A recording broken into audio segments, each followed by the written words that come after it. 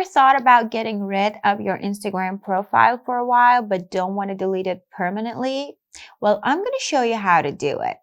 The first thing you want to do is open your Instagram and go to your profile page. Now here, from the setting, you can either find the activation manually or you can just search. And I think this is a better option because Instagram keeps moving things around. So if you just type the first 3-4 letters, you will be able to easily find it. But one thing is important, remember not to type it all the way, because if you type deactivate, it says no results because the name in the setting is deactivation. So you tap on it and it shows your profile. You tap on it again and here you have the deactivation or deleting your Instagram account page. And by default, it's on deactivate account. But if you want, you can also put it on delete account. Here we want to deactivate it. So we just use the setup and continue. Here it asks you for your password because Instagram doesn't want you to delete someone else's Instagram by accident. So you have to just type in your password.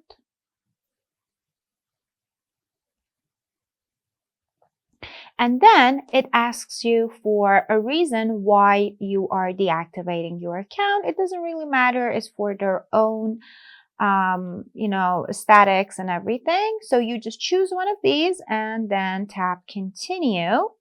It says before you deactivate, we're sorry that you're going. So, we just want to do it anyway. So we just continue. Confirm temporary account deactivation, deactivate account. And this is the final step. And after this step, you will be logged out of your account and your account will be invisible to other users. What if we want to reactivate it and use it again?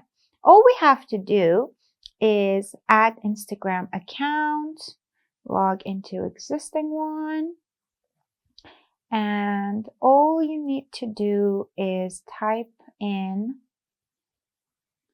your username and password.